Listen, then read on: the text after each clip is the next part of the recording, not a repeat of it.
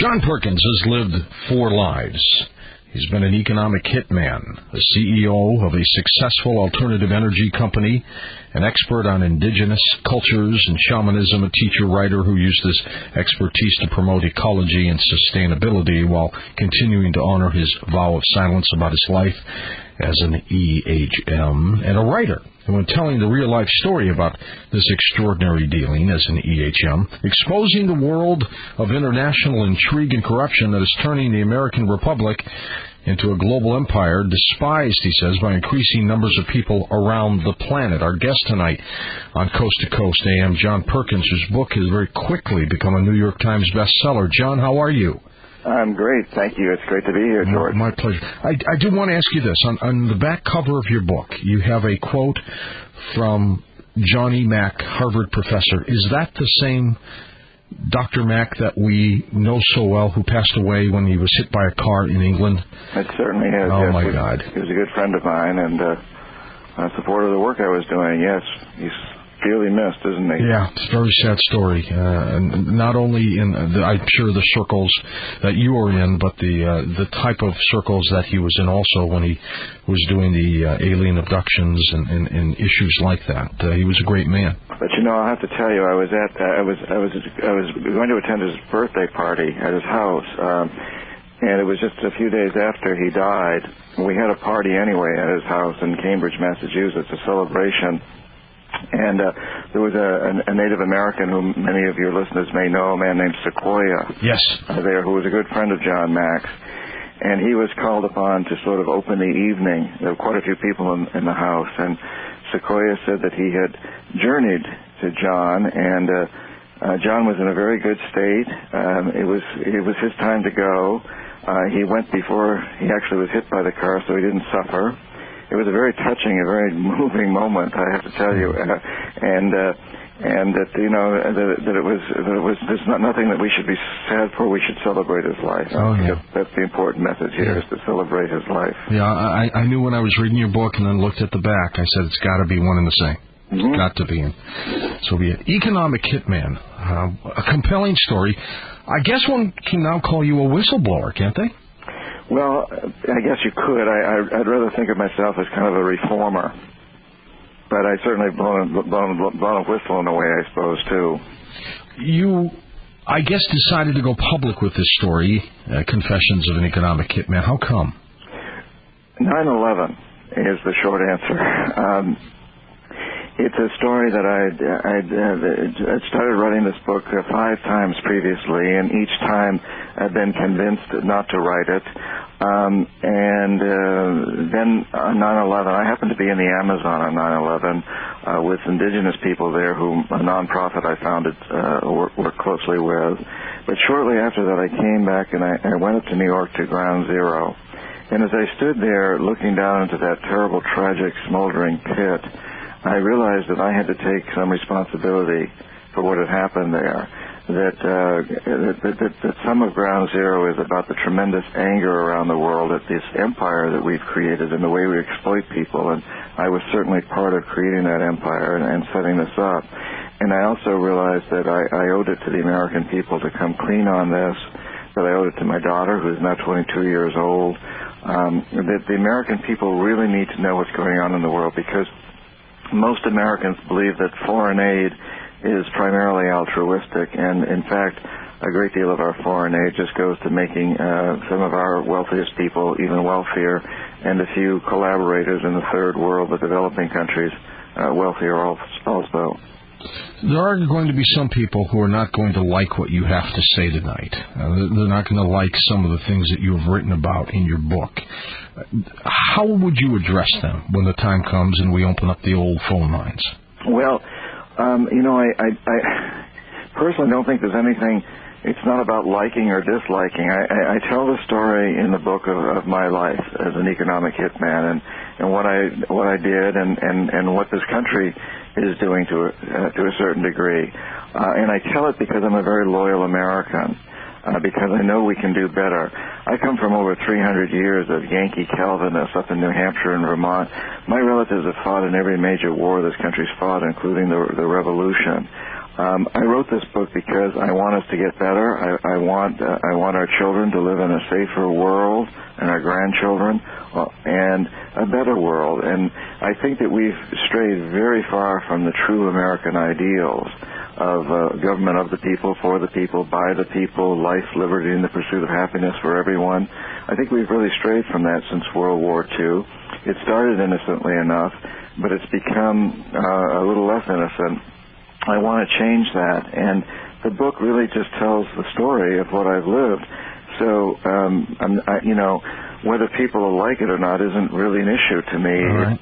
I hope people will understand it and realize that I have a tremendous hope that we are now in a position in this country and in the world to really create something new, something beautiful that truly reflects the ideals of the republic, which we all believe very strongly in. And without a doubt, while you were an economic hitman, and I'm going to ask for that definition in a moment, you did make a lot of money doing this, did you not?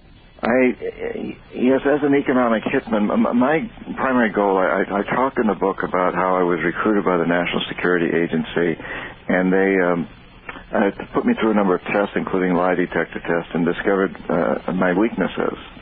And one of those was to live the good life. I'd grown up quite poor in rural New Hampshire. And more than actually becoming wealthy, what I wanted was to travel first class, to fly on the top of the hump in the 747s, to stay at the best hotels around the world, eat at the finest restaurants, hang out with beautiful women. They gave me that. And I was beginning to get rich. I was the youngest partner in the 100-year history of the firm I worked for. And I was just on the verge of seeing myself becoming a millionaire before I reached 40. When I had an epiphany. I was in the Virgin Islands at the time, and I realized that I had to get out of the business before I really got rich, or I'd be stuck in it. And that's the point when I quit. So I can't say I actually ever became wealthy in the business. I made a very good living, and I traveled and lived the dream that I had when I was much younger, growing up in rural New Hampshire. The phrase economic hitman, what is that? Well, we economic hitmen have really been the ones who've built the first truly global empire in the history of the world, George. And we've done it primarily through cheating the developing world and our own U.S. taxpayers out of trillions of dollars, essentially funneling that money from organizations like the World Bank into the private sector, into the hands of some very rich people in this country and in other countries. And we do this in many different ways, but perhaps the most typical way that we do this is that we, economic hitmen, will identify a developing country that has resources we covet, for example, oil. Okay. And we'll go to that country and arrange for a huge loan from the World Bank and its affiliates. But most of the money from that loan never gets to the country. Instead, it goes to banks in San Francisco or Houston or New York or Chicago to pay companies that you've heard about, like the Bechtels and the Halliburtons and the Stonewasters. All right. We sure have. Yeah. To pay these companies to build big infrastructure projects in the developing country. Now, these are projects like power plants and industrial parks and ports that primarily serve the very rich in those countries and leave the country with a huge debt, one that it can't repay. So at some point we go back to that country and we say, look, you owe us a lot of money. You can't repay your debt. So give us a pound of flesh. Sell our oil companies your oil real cheaply, or provide land for military bases, or vote with us on the next critical UN vote, or something like that. In essence, we've used this method to create a world empire. It's been created largely, for the first time in history, an empire has been created largely without the military. Now, are we creating a world empire, or are we creating stability? Oh, we're not creating stability at all, as 9/11 proved, as the fact that every time we walk into an airport and have to go through that tremendous security system proves, as the fact that we've got many young men and women right now in Iraq and Afghanistan and still are not winning in those wars. We've done the opposite of create stability.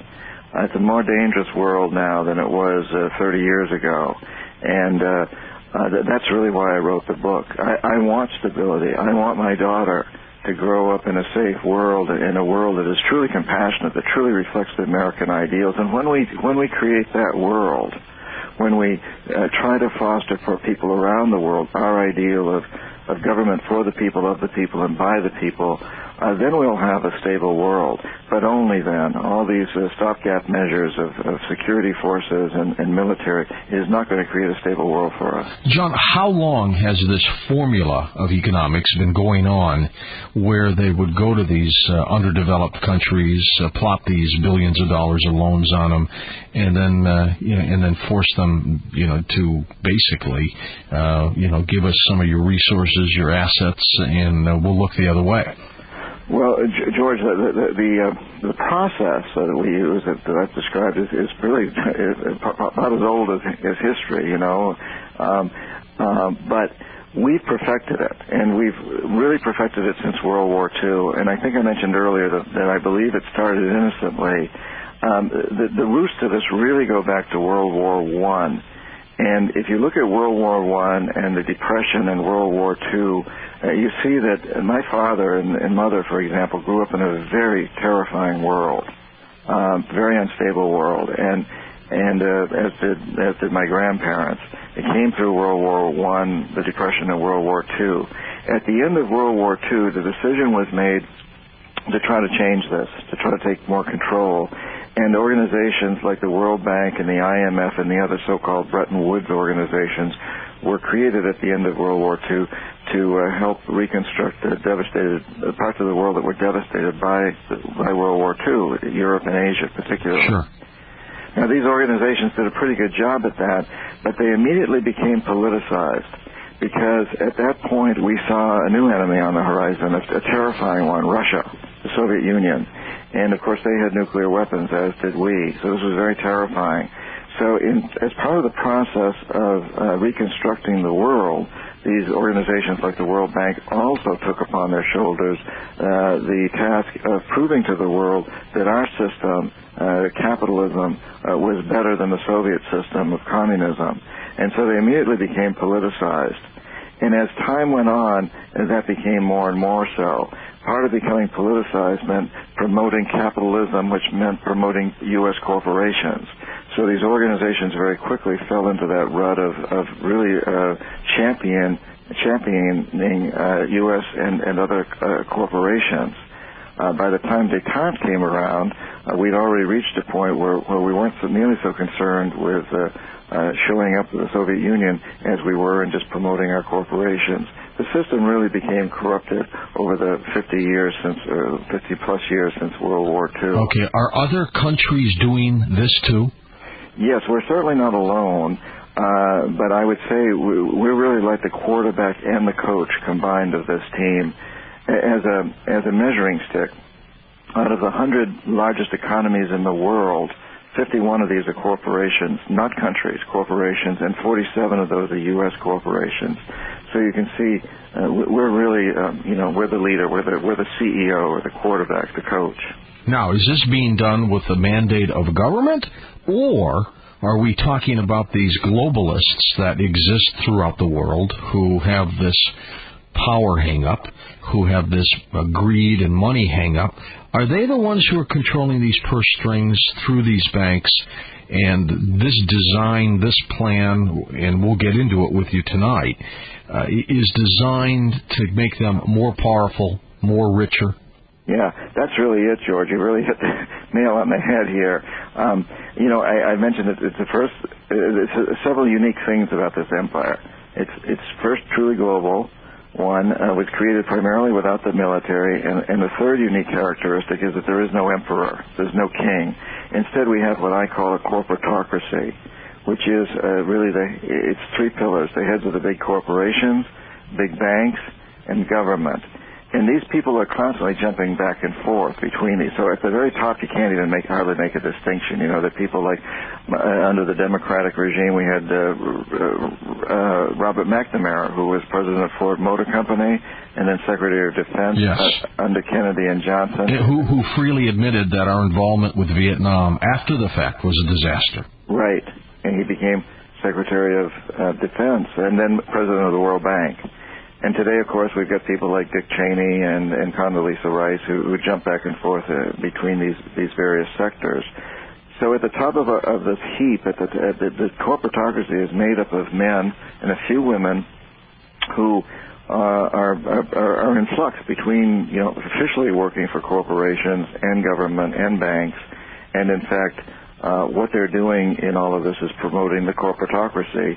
And the real power and wealth of that corporatocracy rests within the corporations. But again, there's a very fine line, almost an invisible line, between the corporations and the government at the highest level. Is it safe to assume, John, that whenever we go into a country to change it, either militarily or through our own plan of economics, that the mission to oust someone, like a Noriega, like really anybody that we've ousted, is based primarily on the fact that for that moment they decided, those people, not to play ball with us, and so they had to go. That's absolutely true. That's been my experience time and time again. And I talk in the book about Panama and particularly Noriega's predecessor. Who was on the CIA payroll, by the way, was he not? Noriega was. Absolutely. Yes, and I think everybody's admitted to that. But he made some critical mistakes in terms of really irritating, angering the corporatocracy. So they had to get rid of him. This around the world, what we've seen in my lifetime is that the corporatocracy will support violent, brutal, bloody dictators if they support the corporatocracy. And we will throw out democratically elected governments if they don't support the corporatocracy. And we've thrown out democratically elected presidents in Chile and in Iran and in Panama and Ecuador, in Guatemala, in many, many places around the world. And we've supported bloody, brutal dictators who are totally undemocratic also in places like Iran and Saudi Arabia. Iraq, we supported Saddam Hussein for a long time. And in Chile, after we got rid of Allende, we supported Pinochet. And in Paraguay and many, many other places. It's very unfortunate that we do this. And that's what's angering so much of the world. That's one of the things that's angering so much of the world. So the modus operandi is not based on humanitarian moves that you would think governments would want, but it's based primarily on the greed and economics and the motives. Absolutely, at the highest levels. And I need to be clear on this, that there's an awful lot of people working within these organizations, and any of the ones that I've mentioned, and many others in the government and so on, they're working very, very hard and are very idealistic and are in favor of humanitarian. You might want to say that again, John, because sometimes people have a tendency not to hear things like that. Okay. Yeah, I do want to make that very clear that there's many, many people, hundreds of thousands of people working in these organizations, including the Bechtels and the Halliburtons and the World Bank, that are very dedicated and very hardworking people and very idealistic who want to see humanitarian causes go forward. And have had the wool pulled over their eyes as to what we're doing in the world. But at the highest levels of these organizations, those people are very clear on what's going on, and they're part of the corporatocracy. Are we talking about... There's an important distinction, George, again, and I appreciate your wanting me to emphasize it. Absolutely. There's an important distinction between the American people and even the workers in government organizations and corporations and the policies at the top of those institutions. Well, hopefully by the time this interview is done tonight, John, you will let us know just how much money some of these corporations, maybe some of these individuals are pocketing by some of the things that are going on right now or some of the things that have gone on. We'll be back in a moment with our guest, John Perkins, Confessions of an Economic Hitman. And I got to tell you, after reading this book, he's lucky they don't have a hitman chasing him. We'll be back in a moment.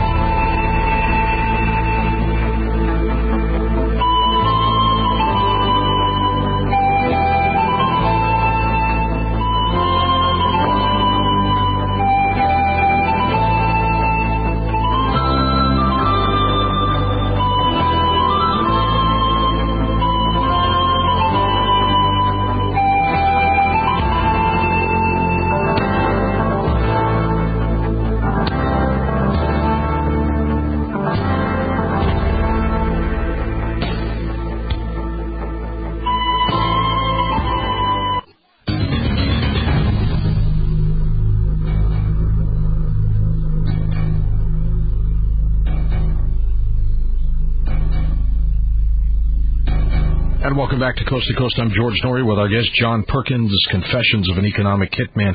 John, tell me a little bit about what you did, your responsibilities, your job. Well, I ended up having a staff of several dozen people, close to 50 people, and my title was chief economist. And for a company called Charles T. Main out of Boston. And incidentally, this whole operation. Now, I was recruited initially by the CIA, by the NSA, the National Security Agency, the nation's largest and probably least understood spy organization. But these days, economic hitmen, like the CIA-sanctioned jackals, the assassins in the process, all of us are employed by private agencies, as far as I know, entirely. The days of the 007s, the government agent licensed to kill, are long gone, if they ever existed. Today it's all done through private contractors, which gives a certain amount of protection to the government. Who are funded by taxpayers, no doubt. Oh, yes, where, the private corporations are under contract to, they could be the Defense Department or the State Department or USAID, or sometimes it's the World Bank, which isn't necessarily U.S. government funds, but a great deal of it is funded by U.S. taxpayers. And certainly in the case of the jackals, the assassins, that is funded by taxpayers. So my official title was chief economist for Charles T. Main. And between me and my staff, I suspect we worked in most of the countries around the world that have resources that we covet. Personally, I was involved in places like Indonesia and Iran and Egypt and Saudi Arabia and Ecuador and Colombia and Argentina and Venezuela. You name it. You did. Okay, so what did you do? What did you and your staff do? Well, as I mentioned before, typically what we did was set up these deals where we would identify countries that had resources that we coveted and arrange these loans, and then develop projects which would use these loans to hire American companies to build these projects which would primarily benefit the wealthy in those countries. That was the most typical example. Now, there were exceptions in countries like Panama, where it was a canal that we were interested in, and Saudi Arabia, which didn't need loans because it had so much oil, so we had to go about it in a different way. So we used a different approach. But in every case, what our work was about was funneling money into U.S. corporations and making those countries dependent upon us, basically bringing them into the empire, if you will, in a very different way from when the military forces created empire. We did it a different way, but it had this... Well, on one aspect, I'm going to talk about the corporations in a second, but on one aspect, what's wrong strategically than having other countries dependent on you? I mean, I'd rather have a country dependent on me than dependent on China, for example. Well, you're absolutely right in that, George. And I think really there's a couple of things that are wrong here. First of all, I think what's wrong is that we're doing this very clandestinely, so that the American people are not aware that we're doing this. When you build an empire based on a military, everybody knows you're doing it. You can see it. Yes, and your own people know because their sons are the ones going off to war all the time. When you do it using economic hitmen, it's much more secretive. And the second thing that's wrong here is that we think nothing about supporting bloody dictators, ruthless regimes, as long as they fit within our scheme, and we think nothing of overthrowing democratically elected regimes if they go against us. That, to me, is very wrong. It goes totally against what the people of our country believe in and want, and it also goes against all our most sacred documents, like the Declaration of Independence, our Constitution, and our Bill of Rights. Now, are we funneling billions of dollars to these U.S. corporations this way through taxpayer money, and then these fat cats are getting richer? That's absolutely true, yes. It's not all taxpayer money by any means. A lot of the World Bank money comes from the open market. In other words, they get the money through, the open money markets. But a great deal of it is the U.S. taxpayer money. It depends on where it's coming from. When it comes from organizations like USAID, it's U.S. taxpayer money. In any case, I have to say that even when it's not U.S. taxpayer money, we suffer greatly in this country. The people that are being ripped off are people around the third world and U.S. taxpayers and citizens, because we've created a world that is very angry at us.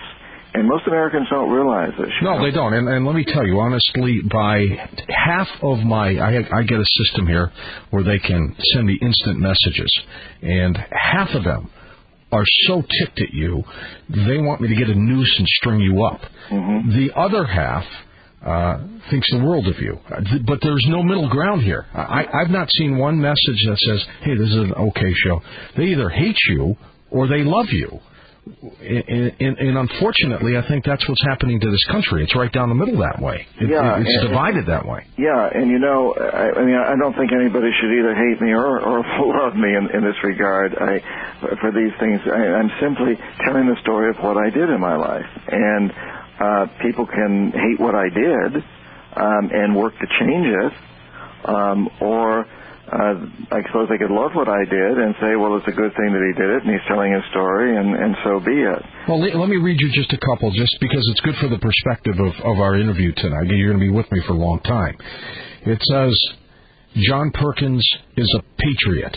He is warning us, like Ike did, to beware of the military-industrial complex.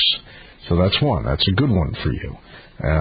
It says, you've done it. You've managed to fit my low spirits with bringing in John Perkins as your guest. I'm a graduate in economic studies. Thank you. I'm not lonely anymore. Another guy. This is liberal bull, 4-letter word. I'm switching. I don't like this guy. I'll listen tomorrow. So it's split. It's amazing. Yeah, and you're right. I mean, this is what's happening to the country. I tried very hard in writing the book, and before anybody else switches, I'd ask them to please read the book, because it goes into a lot more detail, and I very clearly make the point that this is not a partisan issue. What I'm talking about here happens under Democrats and under liberals, as well as under Republicans and under conservatives. And I think what you're trying to point out, and it's so important that we get to this, is you are trying to point out that there are people in this country who are profiting on taxpayer money for the ills of some of these countries. That's exactly right, yes. And that we Americans don't want that. We're a very compassionate people. We believe in some very high ideals, very important ideals. And we need to make sure that those who are running our corporations and our government maintain those ideals, and that our image around the world reflects who we truly are and what we truly believe in. And what I'm saying is what's happened in the last several decades has really tarnished that image and has hurt a lot of people. 24,000 people, George, die every single day from lack of nutrition. 30,000 children die every single day from lack of medicines. They die from curable diseases. Now, we could alleviate a great deal of that, and in fact, our policies, and to some degree, I'm sad to say, foster that sort of a situation. The families of these people are very, very angry, and their neighbors are angry. People around the world, for the most part, in many countries that we consider to be uneducated, understand what's going on. Even if they can't read the papers, they hear the radios, they talk to friends, they know that billions of dollars are being lent to their country. And they see American companies in there building huge projects. And they see a few of their own people becoming very, very wealthy, and yet they know that their lives are getting worse off. Their kids are going without food, without sanitation, and we're prospering in the process. They're very angry about this. Unfortunately, many of our people don't see this. I hear so frequently people say things like, well, we give these people so much money, we're so generous with our foreign aid, how can they hate us so much? Well, the fact of the matter is, we're not giving them very much money. There are exceptions, like after a tsunami, immediately after a big natural disaster, we do give them money. But for the most part, the foreign aid that most of us believe is going to help people is not going to help those people at all. Well, you know what bothers me, John, is, and I'm going to speak frankly too, as an American. If what you say is true, and you're telling me this was one of your jobs, this is what you did.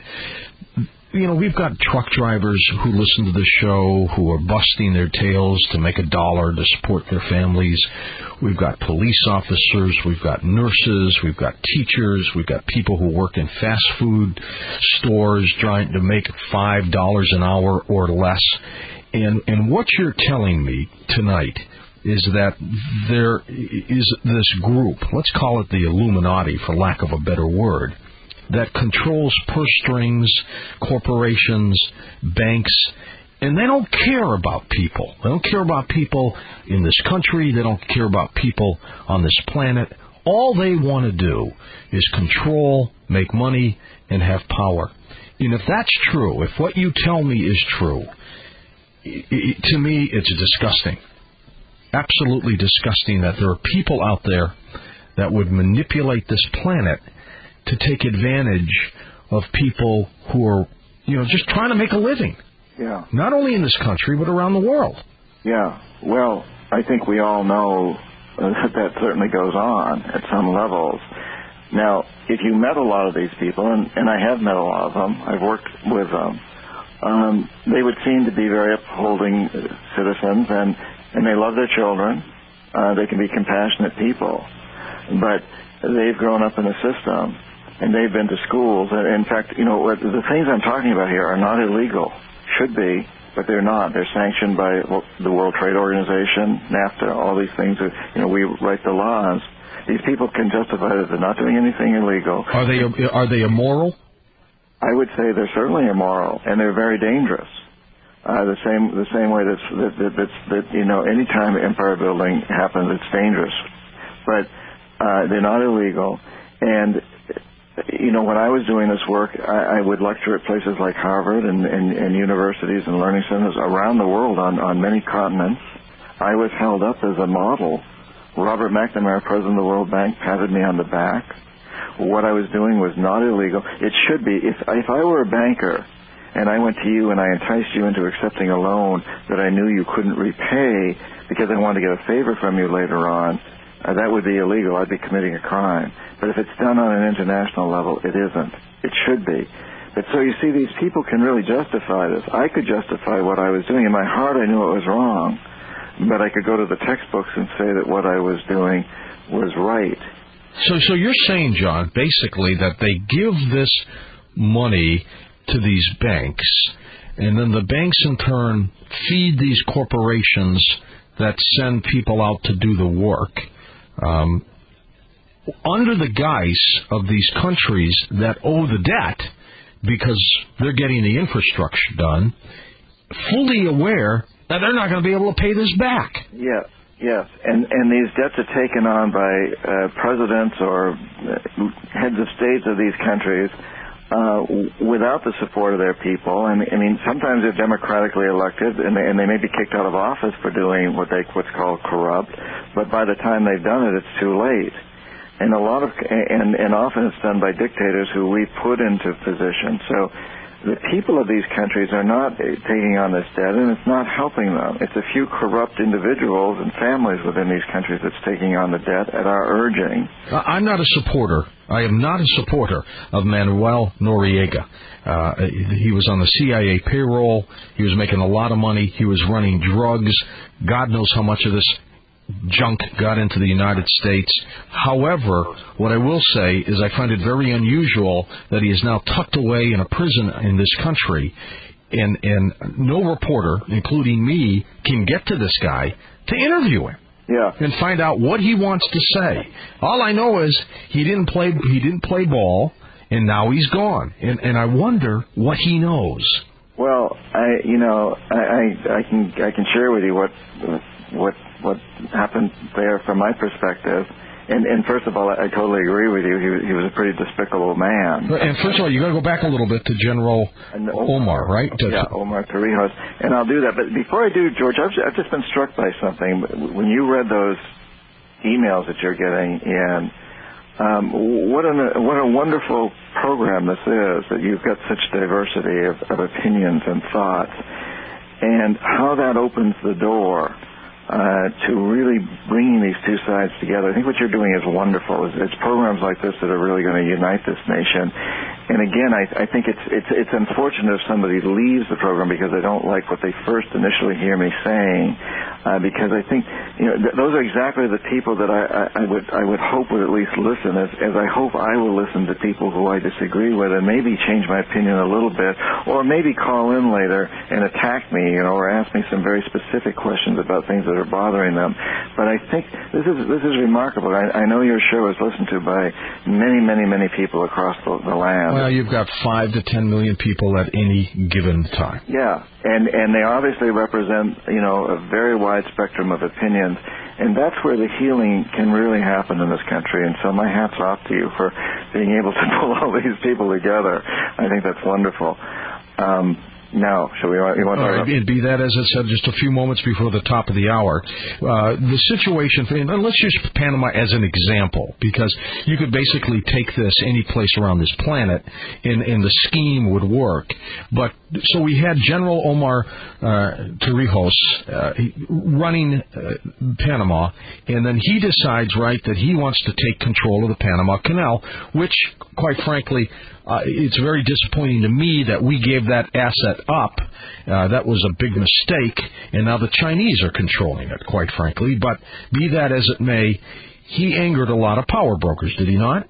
Well, he certainly did. The Chinese are not controlling the canal at this point. I mean, the Chinese are having some influence in Panama, and you know that canal, incidentally, over the last 5 years has made twice the profits that it ever made under our operation, and it has the lowest accident rate it's ever had in its history since the 1920s, when there was a lot less cargo. The Panamanians are doing a good job of running that canal, contrary to what many people predicted.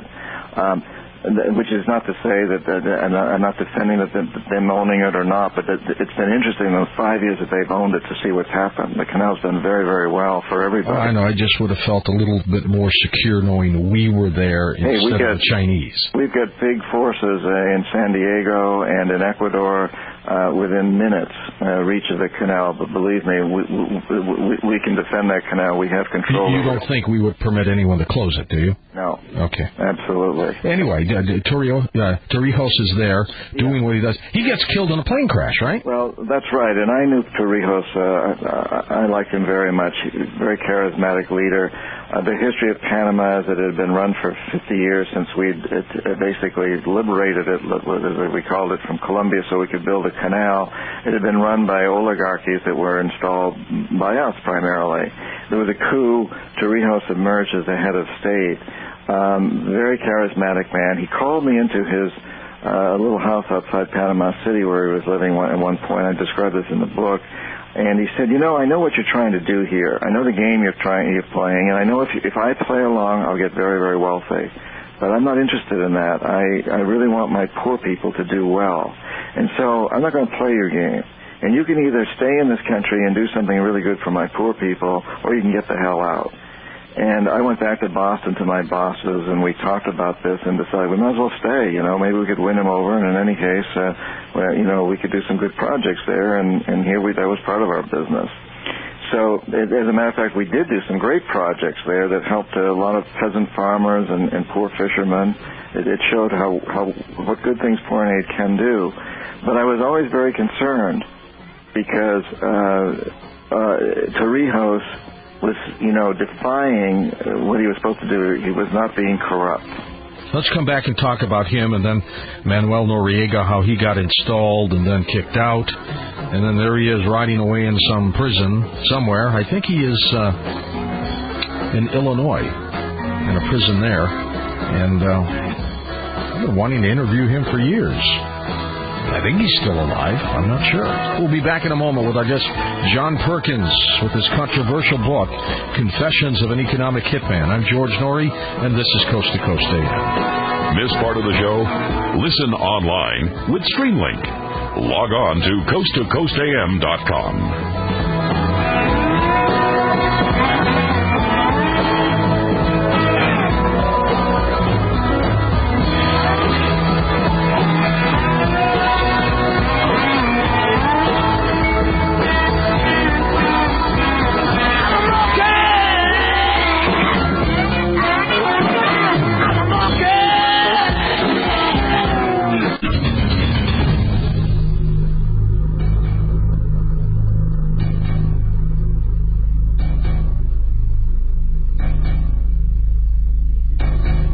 And you've gone through a life and career change already, too, John. Now you're promoting ecology, shamanism. You've gone totally the other way, haven't you?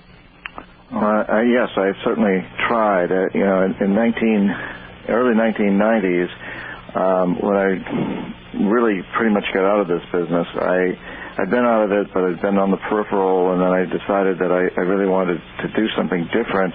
I went back to the Amazon, to the indigenous people who I'd been a Peace Corps volunteer with back in the 60s, and decided I really wanted to help them, and I wanted to help indigenous people around the world, particularly in countries that I had ripped off. So I formed a nonprofit organization called Dream Change. You can find out more about it at dreamchange.org.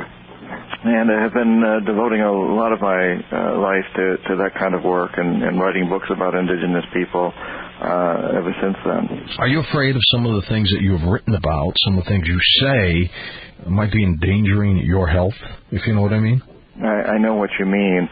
I think it's an interesting question, and one I wish we didn't even have to consider in our society, because the book is not seditious. I'm a very loyal American, and I don't single anybody out. I don't single any individuals or anybody out at all. I write the book with a great deal of hope that we're going to get better. We're a great country, but we can get better.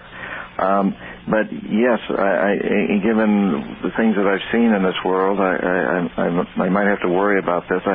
Frankly, I'm not so worried about physical harm as I am about people trying to destroy my credibility. It's pretty easy in this culture to raise rumors and half-truths and so on and so forth and undercut a person. So when did this book come out? In early November. It's been out just about a little over 3 months, I guess, November. Has the onslaught occurred yet then, when people or an organization's been trying to go after you? No, it's been interesting to me that I've been largely ignored by most of the mainstream media. Do you consider yourself mainstream? No. No.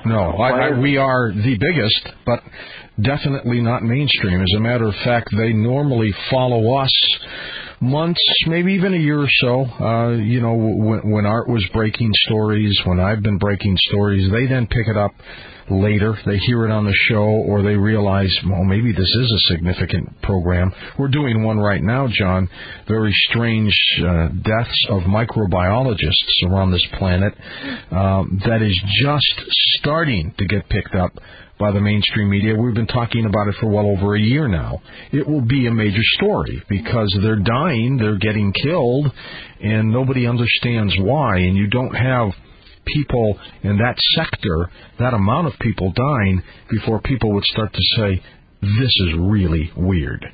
Yeah, so that happens. But we are definitely not mainstream. Well, how do you define mainstream? I think mainstream primarily would be media of major networks primarily, or local stations primarily, that will cover the news as it occurs, and in some cases they do a very thorough job at that, and no mistake about that. But they will basically cover the stories and the events. I consider myself as a little different. I don't like to coin the phrase conspiratorial, but we'll look at issues with a different perspective. Well, you go very in-depth, too. That's a major difference, I think. Well, and the other thing is, and you put your finger on it, I may not agree with everything you say, but quite frankly, you have a right to say it. And if people don't hear your views, question your views, then there's something wrong. And that's one of the, I think, the luxuries of this program. We've got people on who agree, people who don't agree on various topics, and that's refreshing to me. It's very refreshing, and the fact that you go so in-depth, I have not been covered by the mainstream media, which is interesting to me. My book's been on the bestseller list of every major newspaper in the country, including the New York Times. But they haven't covered the book. They haven't done book reviews of it. And on the other hand, I've received a tremendous amount of coverage in the non-mainstream press, if you will. And the book's only been out a little over 3 months, and it's in its 8th printing. It's doing phenomenally well. Surprising all of us. I think the American people really want to understand this. So, but in answer to your question, Gandhi once said that at first they ignore you, and then they laugh at you, and then they attack you, and then you win. That's what he said anyway. If you live long enough, I guess. And I think I'm still at the stage of being ignored at this point in time, which I guess is fine with me. It's a little more comfortable probably than being laughed at. Well, let me tell you something. Within 3 days, you check your book movement on Amazon.com after this program, and you will be in shock. Well, I know, and it's already been to number one on Amazon. When I was on Amy Goodman's show the first week that the book was out, and I know it'll do that again. I've heard that your show that does a phenomenal job at that. But what I'm talking about being ignored is not by the readers. They haven't ignored me. And you go to Google and there's like over 50 pages, about 600 links to conversations going on. But it's the mainstream press that's ignored me. And in answer to your question about whether I've been attacked yet, I have not at this point. Some of my old compatriots, including the man who hired me into this business, have been interviewed by some of the mainstream press, like the Tucson Citizen. After he left Charles D. Main, he became president of Tucson Electric, and has basically agreed with my story. So at this point, no, there's been nobody that's stepped forward and really tried to conduct a smear campaign. Let me ask you the so what question before we get back to Manuel here, Noriega. The so what question is okay, let's assume everything you're saying and will say is right on, absolutely right on. The so what is, look, most Americans have a pretty decent living. They've got good jobs. I'm talking about most, the majority. They've got a house or a nice apartment. They've got a car, maybe two. Their families have clothes. They can get their great tennis shoes for their kids. Most Americans are pretty content economically with where they are. Why disrupt the apple cart? So what if some fat cats are manipulating corporations and governments in order to pad their own pocketbooks when everybody else is getting a smaller piece, but a piece of the pie nonetheless? Well, there's a number of answers to that, George, and I think one of the most compelling ones is that nobody likes to have the wool pulled over their eyes. We don't like to be lied to. We don't like to be deceived. We don't like to be told that our tax dollars are going toward good causes when they're not, or that our corporations and our government are doing good things with foreign aid when they're not. But another answer to that question, and perhaps even a more important one, is that the system is cracking. Empires never last. We've created an empire. History tells us empires always fall, and they fall violently and unpleasantly. We can see a lot of cracks in this one right now. And if we stay on this course, and if history is any judge, which it usually is, this one will fall too. And our children will be terribly affected by that. And actually our children are already being very affected by the world that we're creating and the anger out there. So we have an alternative right now, and that alternative is that we can be the first empire in the history of the world that really reaches out and goes back to our roots as a wonderful republic. Goes back to our true belief system and the rights of all people to have life, liberty, and the pursuit of happiness, and government of the people, for the people, by the people. We can reach out to the world with compassion. We have the opportunity right now to create something that's never been done in history, and that is to turn an empire back into being a great republic that supports people around the world. Our lives are very impacted by what we're doing. It's not just the anger that comes up in things like 9/11, but also people who constantly complain, about the immigrants coming in and finding jobs here and taking jobs away from Americans, etc. Well, if we made the world a better place, if we really worked on that, these immigrants wouldn't need to come here. They could stay in their own beautiful countries and do the work there. On a show a few nights ago, a call-in show that I was doing on the radio, a person called in who came from a Latin American country, and he said, I know exactly what you're saying. I was a college professor. I have a PhD in my country, but I couldn't get work there anymore because your corporations have taken over in such a big way. and I opposed them to a certain degree, and I couldn't get work there anymore. Now I'm in the United States working as a janitor. And, of course, he's taking a job away from somebody else. But we can create a much better world than this, one that's better for all of us and all of our children around the world. Who came up with this idea to strangle some of these other countries and get them loaded in debt and then bully our way back in? Well, I think as I said earlier, I think it began fairly innocently after World War II, and it's been sort of a progression. It's evolved, if you will. But perhaps the first really important event in this was in 1951 when Iran had democratic elections, and they elected a man named Mossadegh. And he was held out to the world as the future for democracy. He was Time Magazine's Man of the Year in 1951. But he clamped down on the oil companies. He said that the oil companies, particularly what's now BP, British Petroleum, was taking 85% of all of its earnings out of Iran, and that the Iranian people should get more, and that if they didn't straighten out, he'd nationalize them. Well, this upset the British and us. That was his mistake.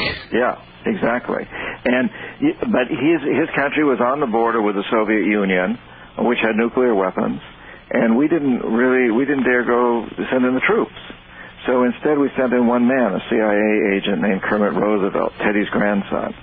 And Roosevelt, with a few $1 million, managed to foment strikes and protests. And to make a long story short, he overthrew this democratically elected president. And that's when they put the Shah in. Exactly. Who butchered people left and right. Did he not? Yeah, very, very brutal. I worked for the Shah. I'm not proud of the fact. A very brutal man. And, of course, he supported the oil company. And not to say that the following regimes were any better than him, but we did support a person who was brutal. Terribly brutal, and we kicked out a democratically elected president to put the Shah in. That was a huge, terrible mistake. And it's created what the CIA calls blowback, which happens when covert activities seem to work in your favor, but years later come back to haunt you. How much of all of this, because I do believe if we had a different alternative energy, most of our problems could go away. How much of all this is centered around the need, the quest to use and control oil? A tremendous amount of it, George. I'd say oil is one of the great devils of the world. You know, in every country that's discovered large amounts of oil and thought it was going to be a great benefit to them, it's turned out to be a curse. And isn't it interesting, when we attacked Iraq the first time in 1990, we were importing 8 million barrels of oil a day. When we attacked the second time, a little over 10 years later, we were importing 12 million barrels a day.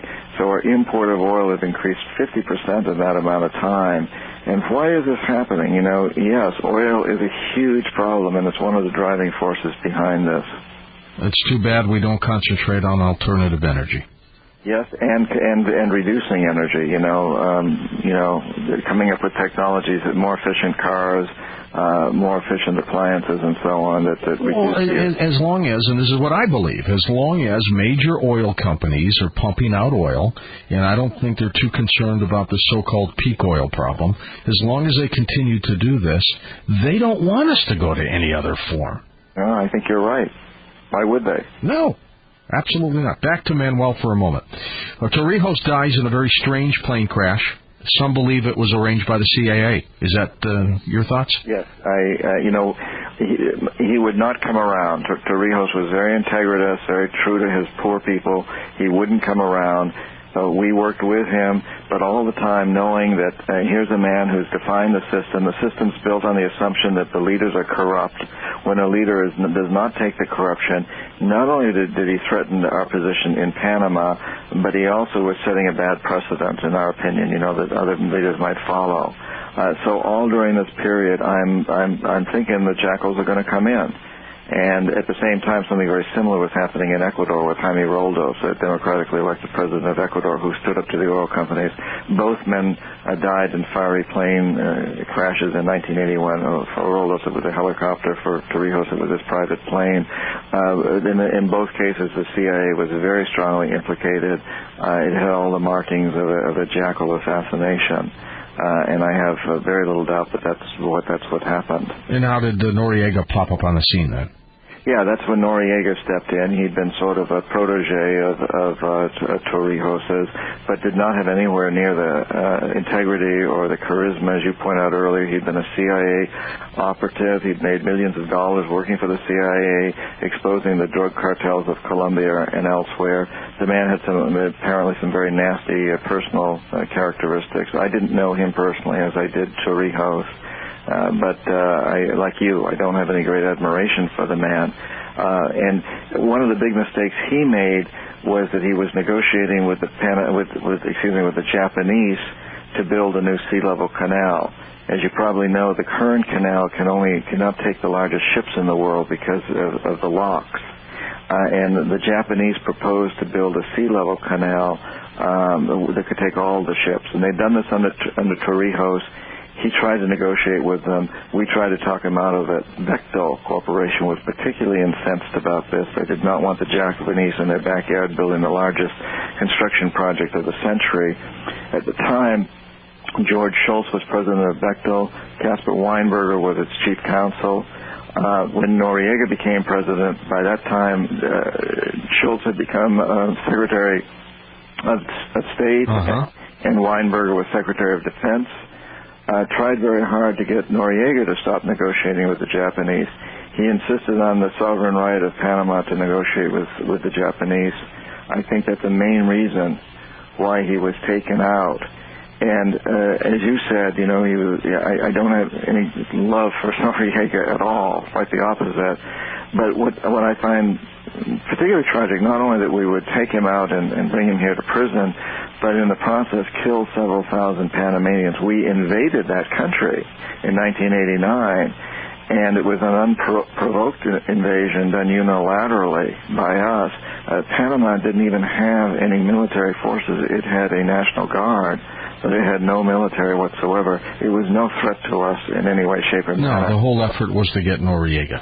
Yeah, and yet, we attacked the whole country to do that. You got to wonder why. I wonder, what would you ask him? What would your first question be if you were allowed to go to the Marion prison and you had a chance to interview him? What would you ask him? First question. Whoa.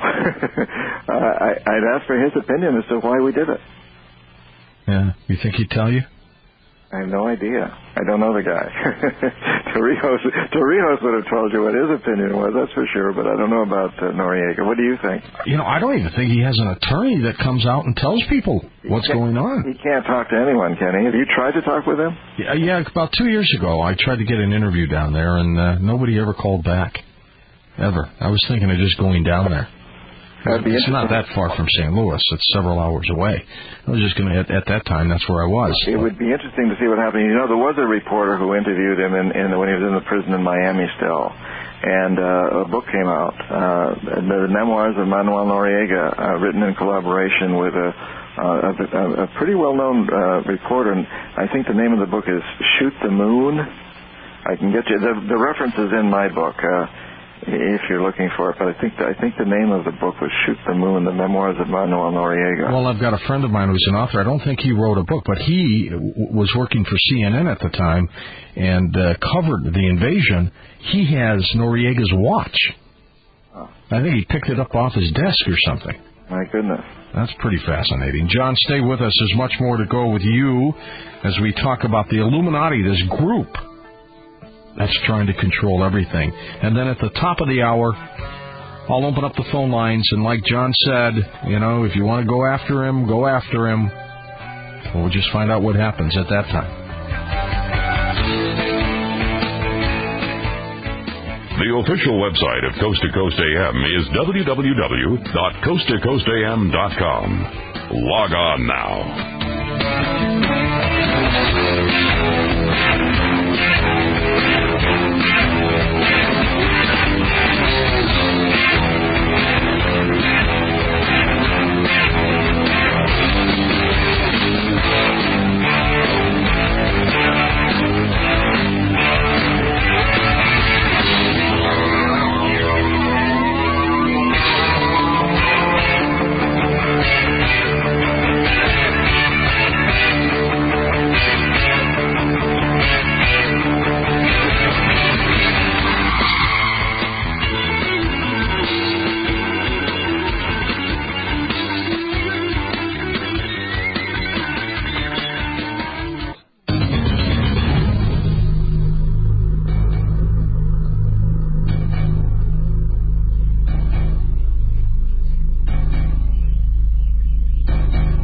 And welcome back to Coast. I'm George Noory. John Perkins, our guest tonight.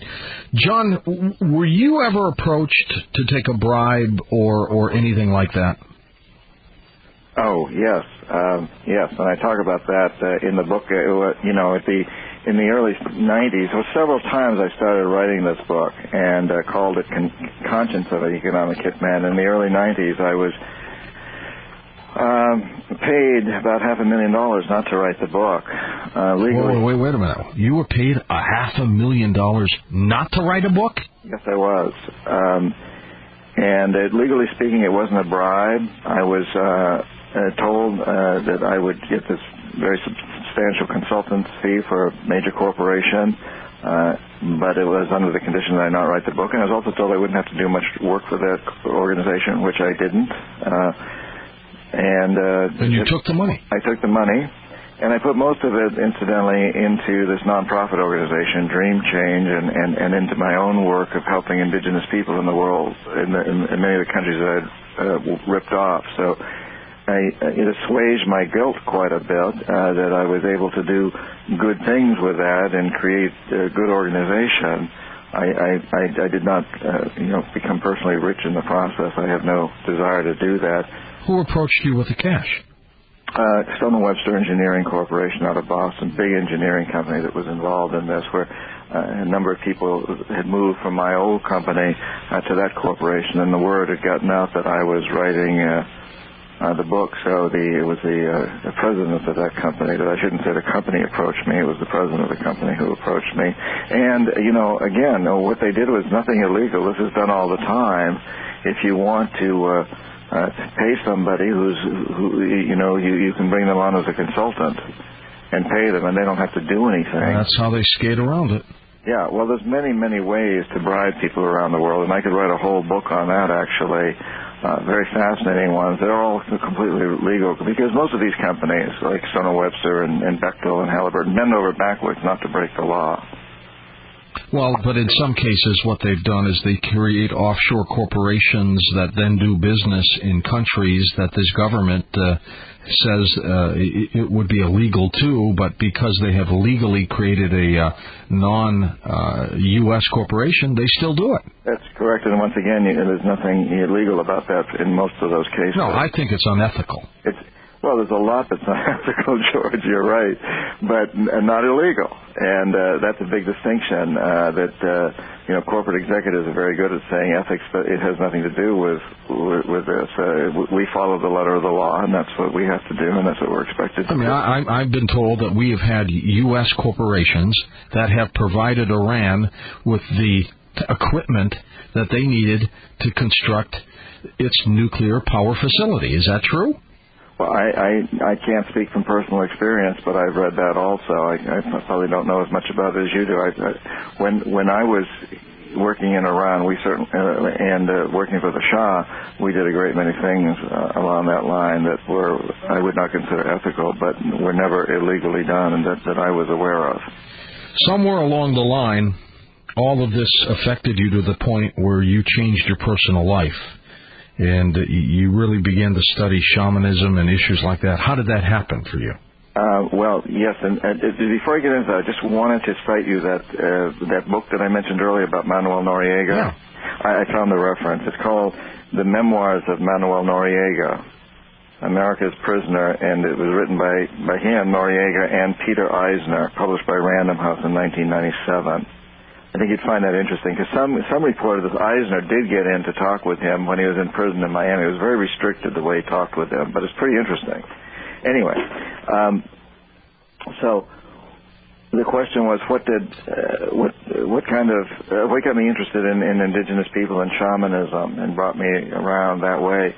It actually happened after I was recruited by the National Security Agency in 1968 while I was still in Boston University, my senior year, and they ran me through a bunch of lie detector tests and discovered that I would make a good economic hitman, or potentially was. And they also discovered a lot of weaknesses about my character. And then they encouraged me. I had an interest in going to the Amazon. I was very interested, even in those days, in indigenous people. I grew up in rural New Hampshire and was fascinated by the Indian lore of that area. And the NSA encouraged me to go into the Peace Corps and work with these indigenous people who today, incidentally, have declared war on the oil companies. So, and they could see that coming. It was good training. After that, then I was recruited while I was still in Ecuador to work for this private consulting firm, Charles T. Main, and came out and became an economic hitman.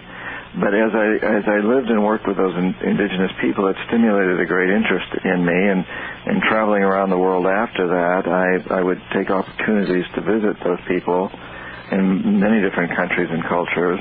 And when I really got out of this and sort of retired in 1990, I went back to these people in the Amazon that I'd been with in the Peace Corps, and said I wanted to help them save their rainforests. And they said, well, if you want to do that, that's great, but what you really need to do is change the dream of your people and of the world. So, and work with us and help us. And they outlined the whole formula, which is described in the book. But that's when I created this organization called Dream Change, a nonprofit, and wrote a number of books on indigenous cultures, and I've been teaching courses on it. And it's a fascination for me. I think they have a great deal to tell us about the world and about life and about interrelationships, and they're fascinating people. And they were also one of the main forces that once 9/11 had happened and I went up there and stood at ground zero and knew I needed to do this, their teachings were part of what gave me the courage to do it, and also the hope and the knowledge that when we apply enough energy to changing a situation, and when we become committed to doing it, miracles happen. We are able to change things. And I want to see things change, I think this is a great country. It's an incredible country filled with amazing people. We have more talent than any culture in the history of the world. We have more resources, material resources and intellectual and psychological resources. We can truly work miracles, and that's what I want to see us do. Well, it would be in a perfect world. It would be nice to do that. Unfortunately, John, as you well know, it's not a perfect world. Well, we may not be able to reach perfection, but we can work on approaching it more and more. We can certainly do better than what we've been doing, and we can certainly do better than this world that's created what has been created 9/11, that's created 24,000 people starving to death every day, and that's created the tremendous suffering and agony and anger that's in the world. We can do better. I have no doubt that we can do a lot better. And you're right. We can't become perfect, but we can do a lot better. Well, I've always wondered what would happen if we use the strength and the caring that this country has, because it truly is the best I've ever seen, but really to develop it for true humanitarian reasons, not economic goals of these companies and people that we've been talking about. I think we're going to do that, George. I'm really hopeful that we are.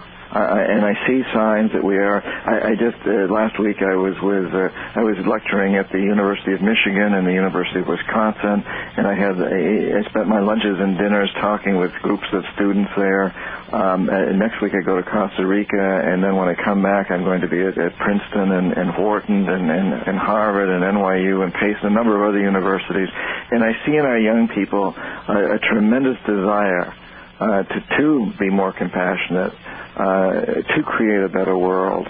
And I know a lot of us at my age too, we had those kinds of desires too, and we went back on them, and that's always a possibility. But I think with the right encouragement and with where the world has come now, these students are going to do it. I see it in my own daughter. I see it in that generation. And, you and I need to do and all your listeners out there, we need to do all we can to support it. And it doesn't matter what our politics are, whether we consider ourselves conservative or liberal or whatever. I think we can all agree that we can get better, and we need to encourage our young people to make this a better world. So I'm curious about the energy company that you were working on and the one you founded. Fascinating, always has been for me, people who are looking for alternative energy. What was yours all about?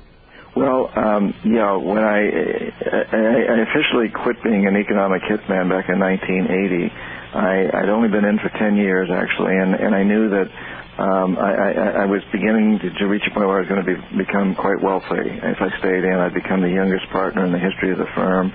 And I had this epiphany while I was in the Virgin Islands. I was sitting on the ruins of an old sugar plantation and thinking about all the slaves that had died building that plantation, and then realizing that I was doing something similar in the world. Well, we're not putting people in chains, but we're enslaving them economically and in other ways. And I knew that if I continued to do this for very much longer, I'd be making a lot of money, and I'd probably really get hooked.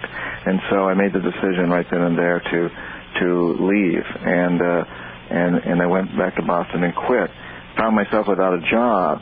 I knew the energy business pretty well, and I got a couple of jobs doing expert witness work for utility companies, and in the process learned a great deal and formed this company, Independent Power Systems, to build environmentally beneficial power plants, and particularly one we built in Pennsylvania. We owned it, built it, financed it, that was able to burn coal, in fact waste coal, something called coal, without producing acid rain. And ours was one of the first plants in the world to burn any kind of coal, much less waste coal, without producing acid rain. And as a result of that, the laws in the land governing coal-fired plants were changed so that no new plants, a law was passed declaring that no new plants could be built that burn coal and produced acid rain. I was always very proud of that project. That plant, incidentally, I went by it 2 years ago. It's still operating. Of course, I no longer own it. But how much power was coming out of that? It was a small plant by today's standards. I think it was about 20 megawatts. Enough to light up a number of small cities in that part of the country, so not insignificant. Well, that's pretty good. Yeah, but it was a model, really. It was an experiment, and it was a very risky one. Everybody said it couldn't be done. We couldn't build a plant using that technology that wouldn't produce acid rain, but we did. And it also was connected to, we owned a 3.5-acre hydroponic greenhouse that took all the waste heat. Instead of sending it into cooling ponds or up cooling towers, it wasn't waste heat. It went into produce tomatoes, lettuce, and later flowers year-round in Pennsylvania. And we took the ash that came out of the bottom of the plant and filled old strip mines and recontoured the land with the idea of planting trees. With what's happening worldwide right now, I want to get your take on this, John. I am concerned. The North Koreans, of course, are claiming they now have a nuclear weapon. The world has been going after Iran. There's just a lot of the Syrian thing now, and the Lebanese thing, I think, is going to blow up even more than that building in that motorcade did. I have what I think is an intuitiveness about me, and I've used it all my life, and it's been pretty darn accurate. And I feel as if we're on the verge of something very, very big. And I don't like the feeling. And I don't know, are you sensing anything? I am. I am completely. And we're seeing big cracks in the system, which is one of the reasons I think we need to change. And because, martial arts, for example, teaches, kind of like bend like the willow, change with things, flow with things. And I think we're getting a lot of warnings that we need to change, and we do. We need to embrace the world more. It's a very dangerous world. We can't let down our guard. I'm not saying, that. I'm a very pragmatic, realistic person. But what we need to do is provide models for the world of a better way to do things. What you described are some major changes. We're also seeing in Asia in 1997 the tiger economies collapsed to a large extent because of the policies of the World Bank and the IMF.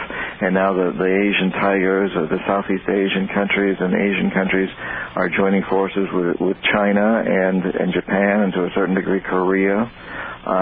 We're seeing in South America, in the last 6 major elections there, the countries have voted in presidents that ran a basically anti-U.S., anti-corporate globalization policy in Chile, Argentina, Brazil, Ecuador, Uruguay, and Venezuela. Wait, but the Venezuelan fella is stealing from his own people.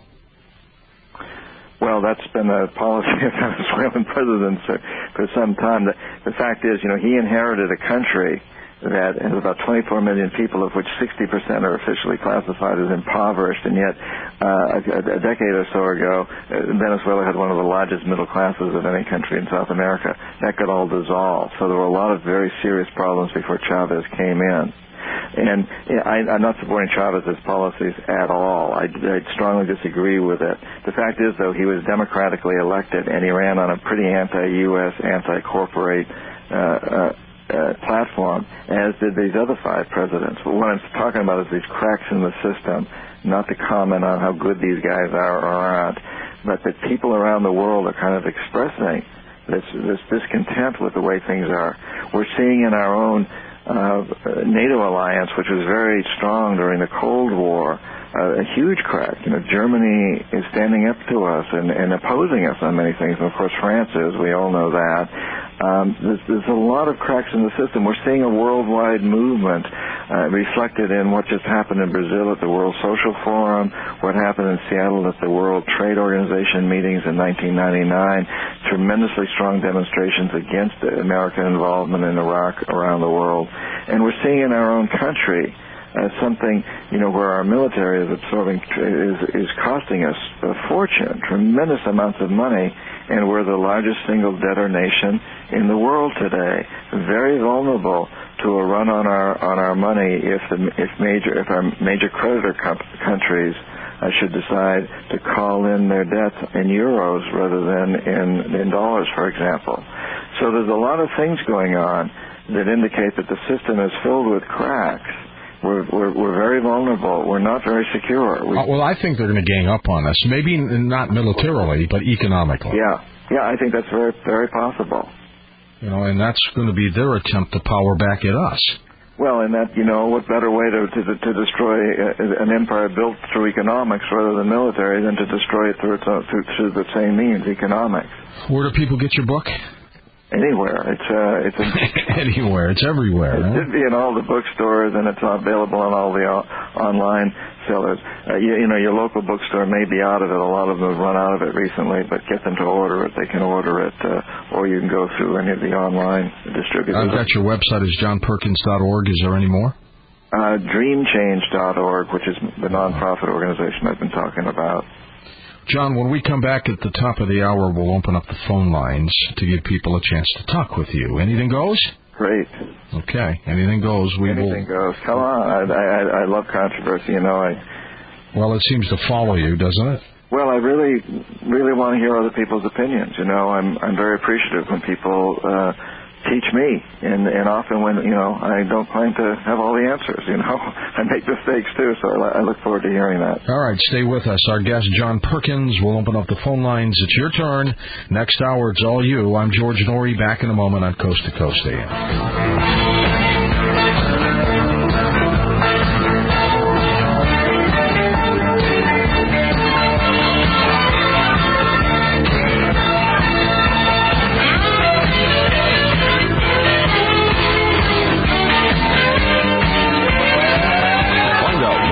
Tonight's guest. Log on to coasttocoastam.com.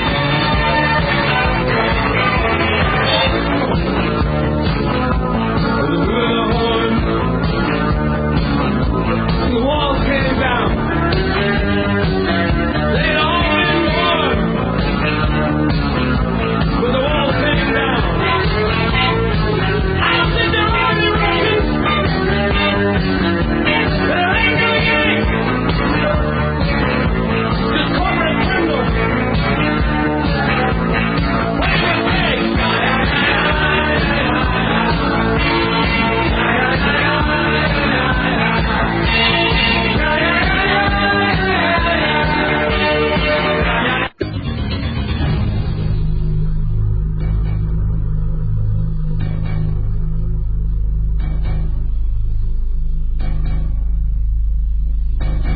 And welcome back. John Perkins, our guest. We're going to take your phone calls this hour as well. His book, Confessions of an Economic Hitman. And as he was telling you, it's crawled up the list of bestsellers almost by itself, John, almost by itself. Would you agree? I do, George. It's like the book has taken on a life of its own. It's been quite shocking to me and quite gratifying. Not so much because I'm the author, because it's interesting to me. I almost don't feel completely connected with all that's going on. But I'm gratified because I think it indicates that the American people really want to understand what's happening, and that's the first step to doing something about it. Well, let us go to the phones. West of the Rockies, you're on Coast to Coast. Go ahead, sir. Hi, good evening. Great show. We're out here on the west coast of Canada. Okay. And, just wanted to see if your guests would concur that basically generations of families, both in banking and politics, have acquired our media and judges and lawmakers, planning to steer us into powerless and obedient servants. And does George Bush's grandfather come up on his radar regarding World War II financing for the Germans? Well, yeah, that's a mouthful. That was Prescott, was it not? Yes, indeed. Yeah. I'm the George Bush's grandfather financing World War II. I'm not personally familiar with that at all. I've read about the connections between the Bush family and their interest in the financial world go back some time, but it's not something I'm personally familiar with, so I don't want to speculate on that. And as far as I think what you were asking is whether I say that the corporatocracy is taking over trying to take over the court systems, the judges and lawyers. Is that the question? Yes. Go ahead. Yeah. Well, yeah, I think, in a way, it certainly is making that attempt, and I think empire builders always do that, so that's something that it would not be unexpected at all. The corporatocracy is interested in building an empire and in funneling as much of the resources as it possibly can into itself. In the process of doing that, certainly you try to co-opt as many of the systems as you possibly can. Next up, let's go to our wild card line. You're on Coast to Coast. Hello. Yeah, hi. Thanks for the show. Sure thing. I want to know if any of these countries have been able to, maybe they didn't make a loan that was big enough, and were they able to pay it back, and then what happens to those countries? Well, that's a very good question. And most countries have not, that I was involved with, have not been able to pay back their loans. It's set up that way. In fact, I can't think of any that have.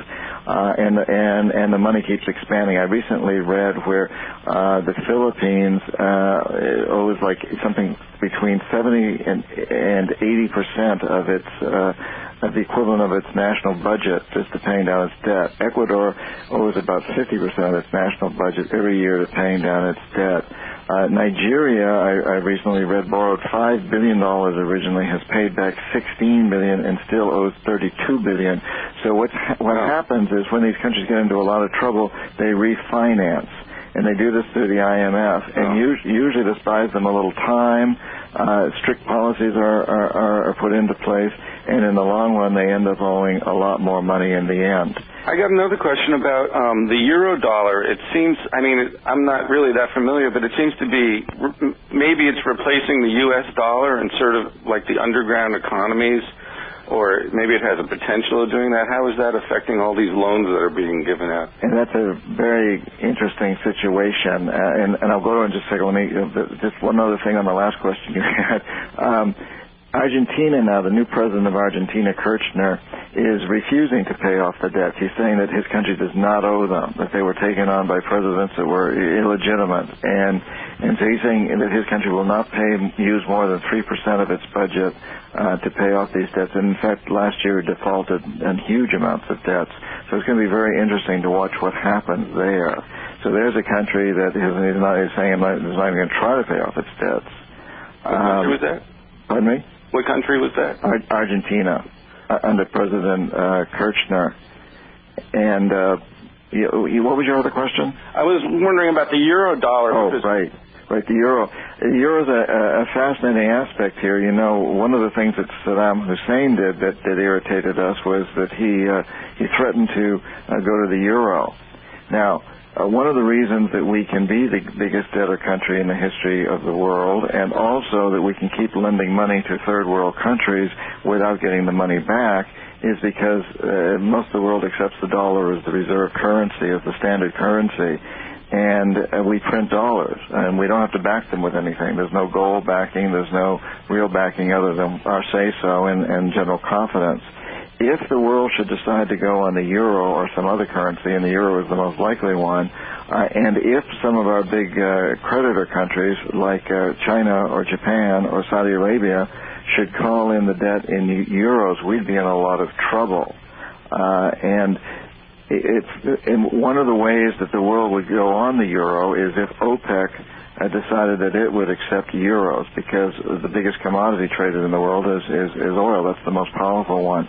So if those who control oil sales decided to use euros, and then if some of our creditors called in the debts that we owe them in euros, we'd be in deep trouble. Wasn't Saddam Hussein planning to use the euro instead of the dollar for his oil? Well, that's what he threatened to do. That, yes, exactly. That's, I think, that's one of the many reasons that we justified invading him. Is there an economic war between the European Union and the United States? It appears that one is brewing. I don't think we call it a war just yet. Economic war. Yeah, I certainly think one is brewing. There's been a huge schism, a division between us and Europe. You know, we were closely allied during the Cold War. Since détente, that's changed a lot, and of course a lot of the Europeans are extremely unhappy with our policies around the world, particularly in Iraq, but in many, many other places. Especially the Germans and the French are unhappy, and it's easy for us to make fun of the French and denounce them. We don't do that with the Germans so much because they're a bit more powerful. But it's easy for us to kind of make fun of the French. But the fact of the matter is, they carry more weight than we may realize. And there's a lot of other countries in the world that have a lot of respect for what the French say. Now, there's going to be, don't you think, unfortunately, a one world government. That's what this is all about. Boy, I sure hope not. I hope not, too, but, I mean, that's what it's all about. That's where they're headed. You know, that's why I think we really need to implement change here, that we need to take advantage of the situation we're in, George, and we need to, the American people need to speak out. We need to let our government, our corporations know that we want change. I think a united world is a great idea, not with one government, but with the governments that each different people want. And they may not all want the kind of democracy we have. I'm not even sure we want the kind of democracy we have. But we want a united world, a world that our children can live in, but not one that's so homogenized that there's one government. We need a lot of diversity. I just want voting machines that have paper trails. I'd be happy with that. Yeah, paper trails and ones that work, right? Yeah. Yeah, I agree. Let's pick it up next. Let's go east of the Rockies. Welcome to Coast to Coast. Hi there.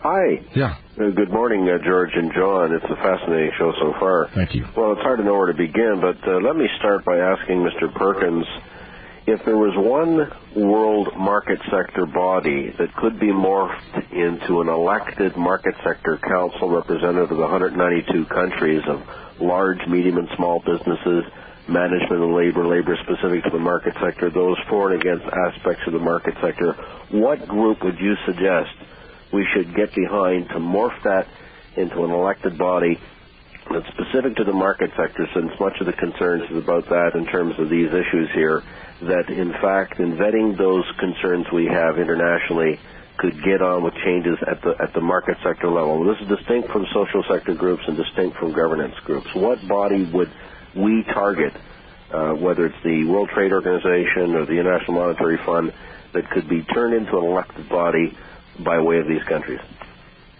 Boy, that's a very sophisticated question. George, you've got an amazing audience here. Oh, let me tell you, you've got to be ready for them. Yeah. Unfortunately, I think that the organizations that currently exist have so much baggage attached to them, it's hard for them to do that. And certainly organizations like the World Trade Center and NAFTA and all those free trade associations have tremendous baggage attached to them. The United States and many of the European countries, and especially Britain and the United States, we've taken a very strong stance of protecting our own protectionist policies while demanding that the rest of the world not have them. And that baggage comes with so many of these organizations. Likewise, the World Bank and the IMF have a lot of baggage. So it's hard to say whether any of the existing organizations could do that. If there's any that could, I personally would think it would be the World Bank, because so many of these governments are already members. It would have to be restructured. Right now, the World Bank has 24 directors, and 8 of those report directly to 8 countries, the big 8 countries, us being the biggest, because we have 16% of the stock in the World Bank, the next largest country. Well, it's quite a change to get 192 countries behind that, I would think. And lastly, I'd like to ask if some of this activity of sabotage is corporation to corporation. In other words, using bioweapons and other methods to keep on top of the rat pack, so to speak, and now is infiltrated down to one media outlet against another, one entertainer against another. Is Hitman activity going on at that level in terms of corporation on corporation warfare? I can't speak to that from personal experience. It would be speculation on my part. But I would say that these corporations, although they do compete on one level, they also are very good at banding together on another level and supporting things like NAFTA and the World Trade Organization when they work to all of their benefits. So they tend to get together and support this globalization effort. And then once they've established that the playing field is the world, is the globe, and then within that structure they will compete. But they're very good at cooperating with each other on a very grand scale also. Thank you, gentlemen. All right, thank you. Appreciate you being part of the program. Next up, let's go to our first-time caller line. You're on Coast to Coast. Hi there. Hi. Yes, sir. Go ahead. Hey, man, I'm thrilled to be on the show. First time I've ever called. I'm listening to you all on Streamlink. I was going to say, I think John Perkins would be a perfect guest for the roundtable that you keep talking about having with Alex Jones. You might be right there.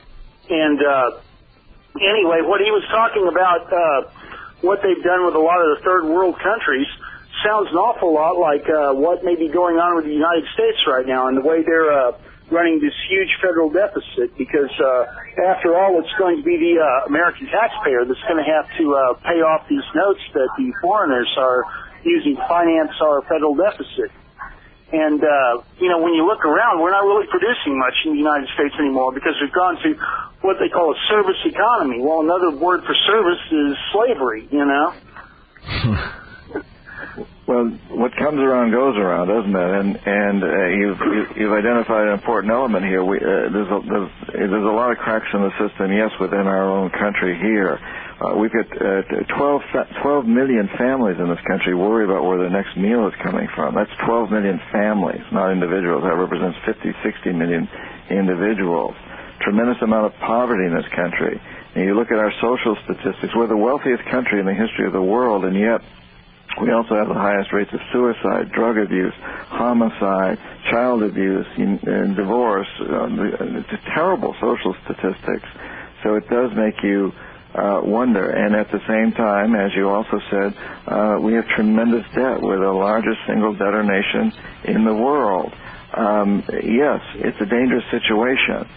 We've also, in creating things like the World Trade Organization, we've, of course, cost our own people a lot of jobs.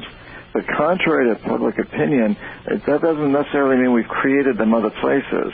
So we can point to statistics to say that for, let's say, 20,000 jobs we've lost in a particular industry in this country, we've created 30,000 in Mexico along the border and some of the industries we've built there. I'm just throwing these numbers out as examples. But in that process of creating 30,000, let's say in something like the agribusiness sector, we've also put 100,000 small farmers, peasant farmers, sustainable farmers in Mexico out of work. So the system that we've created destroys jobs in this country, and often the net effect in the other countries is that they lose jobs too, although we can show statistics that show that they've picked up jobs in specific sectors. It's a pretty tough situation that we've created. It's very brutal. It's true empire building, and we really need to look beneath the surface as you're doing, as this listener was doing, and explore what's truly going on in this country as well as in other countries. Okay, thanks for that call. Appreciate that. Let's go to our west of the Rockies line. You're on Coast to Coast. Hi there. Hey, good evening, George. Good evening, John. Hello, sir. Thanks for taking my call. This is Bill from San Rosa, California. And, John, thanks for doing what you're doing, man. You got a brass pair. I've been studying these people for quite a while, and I got a couple of points where I disagree with you or might be able to add a little bit. George mentioned Illuminati. I think that this is not an American thing. I think it goes back quite a long time, maybe centuries. I believe that perhaps their real aim is to take the United States down. And as one of the callers previous to me has said about our debt, you're talking about foreign debt that's owed to these corporations by other countries. I believe our debt is somewhere in the neighborhood of 36 to 40-something trillion dollars. So is that a possibility that their real game is to take us down and to control the world, whatever, that's pretty much my question. Well, yeah, anything's possible, and there's a lot of history that shows that the beginnings of much of what I've been talking about is in other countries, particularly. Right. Communist Manifesto specifies quite a lot of what's happened in this country. The control that you're talking about, right, is in that document. Right. But I think when we look at what's really going on today, this is very much about corporate America and the people that control these corporations, whatever the background to this is. This is where a lot of the control rests. As I pointed out earlier, of the 100 largest economies in the world, 51 are corporations, not governments, and 47 of those are U.S. corporations. So could they be just mercenaries to a bigger cause? I think what I'm asking. That's certainly possible, but I have no personal experience to back that up. I just don't know. Right on. Thanks. Big story today out of Iraq. Corporate security people that they've hired, apparently witnesses, U.S. witnesses, have seen them murdering Iraqi citizens, brutalizing them while they're out there. I'm not talking troops here. I'm talking about private sector security guards hired by corporations. Yeah, I have some acquaintances who have been jackals for many years, and they're now working in Iraq. We have a lot of private companies working there, not just for U.S. corporations. Some of them work directly for some of our government agencies. They make a lot of money. They usually work for offshore firms. They're basically mercenaries. They're the people that we hire if we want to take out a head of state. And quite a few of them are in Iraq right now. It's an interesting part of our policy that, or maybe it's not actually policy, part of the way we operate, that we have these people, and basically they do things that the military is prohibited by law from doing. Stay with us. John Perkins, final segment, and your calls on Coast to Coast AM.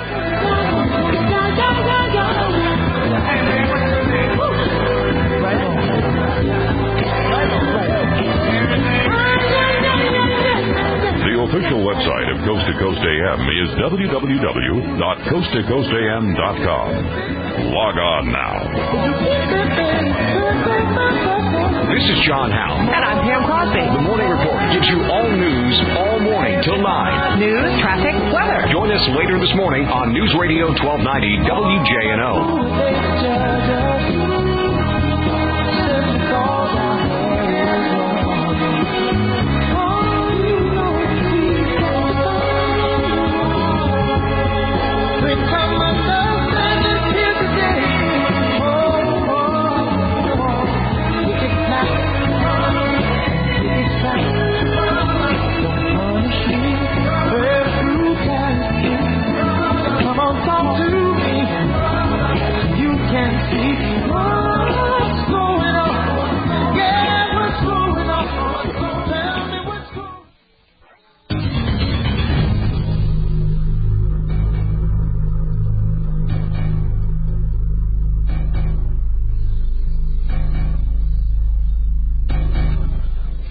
I think Tom Jones might have sent me a fast blast. Wants to know why I don't like his music. I didn't say I didn't like his music. Oh, well. You like Tom Jones' music, John? I do, yes. You do? You would. Thanks. Sometimes I do. All right, let's go back to the phones. Wildcard line, you're on Coast to Coast with us. Hi there. Hi, George. Hi, John. Hey, welcome to the show. My question is, like people like me, you work check to check and you just barely make it. Not a high-power executive or anything. How can we do anything to affect these people that are running things? I mean, what can we do? I can't think of anything except maybe not pay taxes or something like that. But no, we can talk and we can get educated and we can educate each other and we can demand change. 100 years ago, women couldn't vote in this country. 40 years ago, people of color couldn't ride on the same buses as whites in many parts of the South. 30 years ago, the bald eagle was about to go extinct. 20 years ago, who would have guessed that the Soviet Union would be broken up and destroyed? And that would primarily happen not through military, but by labor union activists and playwrights and poets. Or who would have believed that Nelson Mandela, when he was rotting in prison for nearly 30 years, would become president of South Africa? Amazing changes happen. When I was growing up as a kid in the 50s, if somebody abused you sexually or in the workplace made innuendos about your color or your sexual preference, you had no recourse. Today you have a lot of recourse. Things change, and they change because we take action, because we join movements, civil movements, and have a tremendous amount of power. We can create change. It would have been easy for those guys back in 1770 to have said the same thing. How can we possibly go up against King George of England and the strongest army in the world? But they didn't say that. Well, some did, and it was a tremendous resistance. The Boston Tea Party was very unpopular in Boston. People were afraid. They wanted to continue living the life they lived. They said, "We're living a good life. Why disturb what's good? Why shake up the apple cart? Turn over the apple cart." Whatever the expression is. But they went forward, and we need to do that too. It's always easy to find a reason why we can't do something, but there's a lot we can do. And I think the most important thing we can all do is keep talking about these things. Let's not talk so much about Scott Peterson or Michael Jackson or what's going on even with... Oh, I agree, yeah. But show me where to sign up. I mean, because somebody's got to step up and say, look, we're going to do this. Are y'all behind me? But nobody's doing that, Well, us talking like this on the show is going to encourage people to do that. If we send out a message to politicians and others, that'll happen. It has to come from the grassroots. It always comes from the grassroots, and that's where these things happen. I'll tell you a little story. A few years ago, a major a nonprofit organization, environmental nonprofit in this country, went up against a major international corporation, demanded that they have a more responsible policy toward first growth trees and rainforests. They boycotted the big corporation and demonstrated against it, and it got very nasty between the president of the nonprofit and a senior vice president of the big corporation. In the end, the big corporation bent a lot, and it changed a lot of its policies. I had the good fortune a few months after that of being at a conference in California, and was sitting in a hot tub overlooking the Pacific with these two gentlemen, the president of the nonprofit and the senior vice president of the big international corporation. We had a few beers. We're looking out over the Pacific Ocean, and at one point, the vice president of the corporation turned to the president of the nonprofit. He said, "I just want to thank you, because what we ended up doing is what I always knew we should do. Our corporation should have done these things, but I could not possibly take it to my board of directors or my stockholders. I would have been fired until you put pressure on us. Once you put pressure on us, it gave me the excuse to go in and do the right thing." I think that's very telling. We have a lot more power over these corporations than we realize we have. They're very vulnerable. A lot of corporations have failed. A lot of them are struggling today. They're very vulnerable, and they're like schoolyard bullies. They'll push you around until you... Push back. Yeah, push back or kick them in the shins. Ever seen the movie Eyes Wide Shut by Stanley Kubrick? Exactly. What'd you think of that? I'm trying now to remember it. It's the one with Tom Cruise. Right, Tom Cruise and Melanie. With Nicole Kidman. Nicole Kidman, right. And it's about the Illuminati and right. how they live. It was a provocative movie, and it is, I think, how they live, and it was a very complex movie.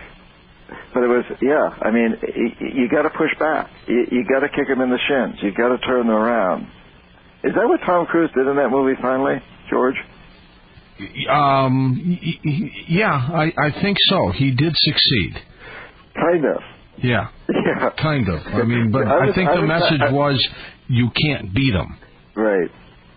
But we can beat them. We beat them many times, whoever they are, and we've got to recognize that they are us in many ways too. Because I have never met a corporate executive that didn't care about his kids and the future of the world for his kids, and most of them, I think, most of them, not all of them, but most of them, deep in their hearts, want to do the right thing. And we need to give them the motivation to do the right thing, as in the story I just told you. What did you think of Ralph Nader? Did you like him? There was a time when I really, really loved Ralph Nader, back many, many years ago. And over the years, I've become I'm a little ambiguous. In a way, I like what he stands for. The third party approach, I think, is a very important one. And I think he said some real things. I think in this last election, we didn't have a very deep discussion at all around foreign policy. I think Ralph Nader gets into deeper discussions. But I don't know. In the last couple of elections, I felt that he was taking the role much more of spoiler than somebody who was actually doing something. It was a little hard for me to make a decision on that.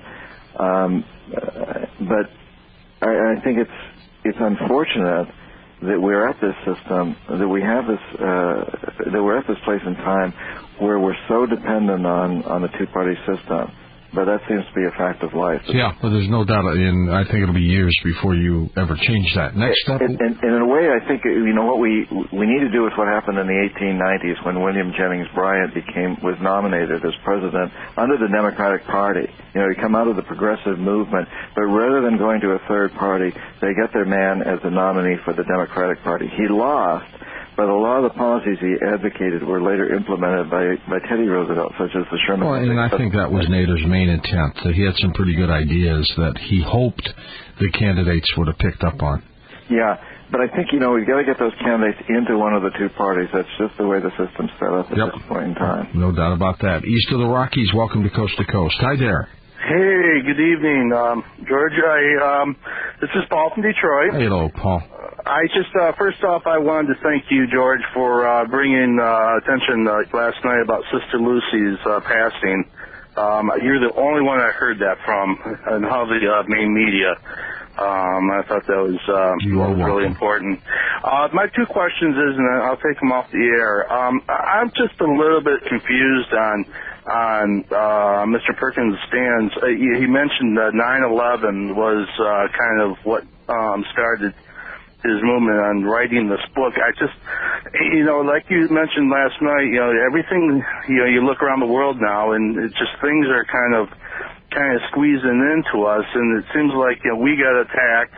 We fight back, and now everybody hates us. Now, regardless if you think going into Iraq was good or bad, still, it was what we did, but, we went out to protect ourselves. But, it just seems like, the media, make it look like everybody hates us. But, for example, the tsunami hits, and we're the first ones to go to all those countries. And what kind of irks me is a country like China.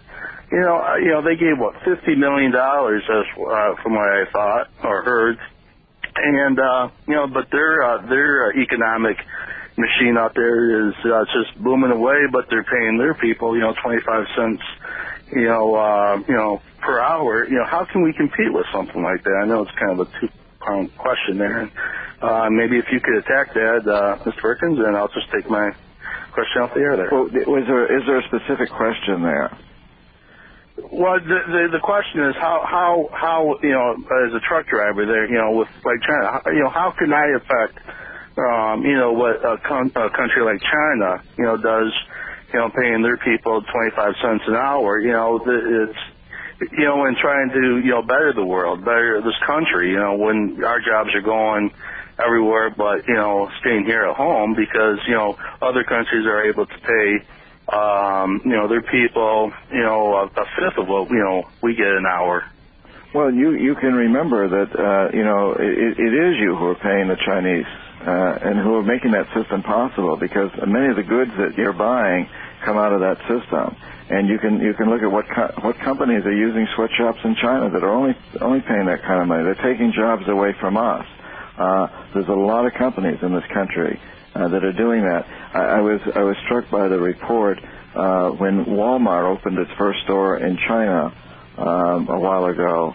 The Chinese were lined up, I guess, overnight to get into the store, and they rushed in, and then once they got in there, they were terribly disappointed because they found that everything in the Walmart store was made in China. They thought they were going to get American goods, an American store, Walmart, but in fact it was all made in China. So your own purchasing decisions support that. For example, there's companies like New Balance that pride themselves on making their shoes, their tennis shoes, here in this country, as opposed to the Nikes and the Reeboks and the Adidases who use the sweatshops in China. So it's your spending that's supporting what's going on in China, and you can make those choices, but they have to be educated choices. You have to do a little research. You have to find out when you go shopping for something, where was it made? What is this going toward? Let's go to our wild card line. Where are you calling from? Hi. Hi, this is Mark in Houston. Hello, Mark. Go ahead. Great show. I would like Mr. Perkins to talk about the BRIC alliance, Brazil, Russia, India, and China, and does that tie in with Venezuela, and how does that tie into everything else you've talked about tonight? Is this a formal alliance you're talking about? Yeah, it's Brazil, Russia, India, and China. And what are they? And I'm not familiar with it. What are they allying themselves to do? It's an economic alliance, and it's centered around oil and their economies. And it's like 80% of the world's population, 75% of the world's resources. Yeah, those are big countries, and I know that they've been working, closely together. They trade together. You've caught me with my pants down. I've got to do some research and find out about this alliance. Okay. Well, apparently, I think Venezuela is going to piggyback onto this now that they're a bit upset. So I was just hoping I could have you explain to me what's going on. No, and I can't about that. I'm going to do some research on it. So. Well, I really appreciate your voice. It's great. Thank you. Okay, I appreciate you being part of the program. Next up, first-time caller line. It's your turn. Hi there. Hi, this is Phil from Manhattan. Oh, hi, Phil. Sure. How you doing? First of all, George, I'd like to say great show. I just started listening the past 2 weeks and really blowing me away. Great. Well, I'm glad you're with us. You must be listening on WABC, huh? Yeah, it's almost 5 in the morning here. It sure is. John, I'd like to say, first of all, as a shamanic practitioner myself, thanks for coming out in the open and revealing this information, and for staying true to your heart and the true heart of mankind. My question is, do you see any future in the merging of shamanic beliefs or wisdom into economic structures of the world, and is there any shamanic wisdom that you would want to share to the listeners tonight? Fascinating question. Thanks for asking it. The shamanic cultures around the world, I've worked with a great many of them in many different parts of the world, and every one of them that I know has prophecies that we've entered a time of tremendous change and the opportunity for human beings to rise to new levels of consciousness and work together on this planet as never before. You can hear this amongst the Quechua in the Andes, the Mayans in Central America, the Hopi of North America, the Abnaki, the Zulus, the Bushmen, the Tibetans, the Buginese people of Indonesia, and so many cultures where this comes out. Of course, it's the basis for the new millennium, if you will, the age of Aquarius, the new age, So there's these prophecies around, and when there's so many of them, I take them pretty seriously. I think that these two contribute to my own optimism that we are in a position where we can turn this around. Now, none of these prophecies say it is automatically going to happen. They say we're at a time of opportunity, that the system is cracked, that the Earth itself is sending us signals through global warming and things like the tsunamis and so forth. I mean, that's part of these prophecies. And I think when so many cultures have prophecies like this, we can all take heart in it. And we do need to work very hard. In shamanism, you'd say, the world is as you dream it, title of one of my books. You've got to have the dream of change, and then you have to put energy into making that dream happen. I was with the Dalai Lama a few years ago, actually flying on a plane, sitting next to him in India, and one of the things he said is, he said, it's one thing to pray. That praying's good, but if we think that all we have to do is pray and then everything's going to change, we're wrong. Praying is the start. It's the visualization. Then we have to give it energy. In every aspect, every day of our lives, we have to do something to realize that prayer.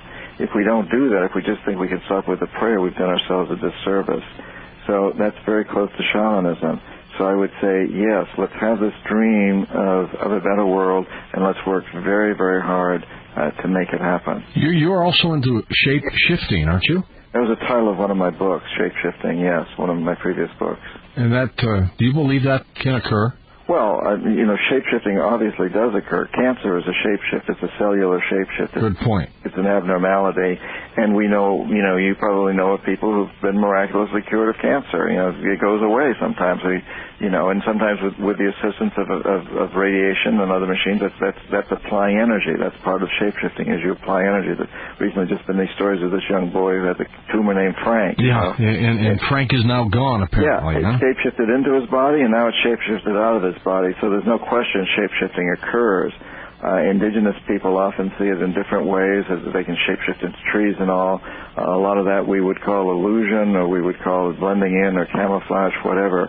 But it's a fascinating subject, and shamanism is a fascinating aspect of life. Well, it's a fascinating book as well, Confessions of an Economic Hitman, johnperkins.org. Both his websites, by the way, linked up at coasttocoastam.com. What's the other website again? Dreamchange.org. You got it. John, thank you so much.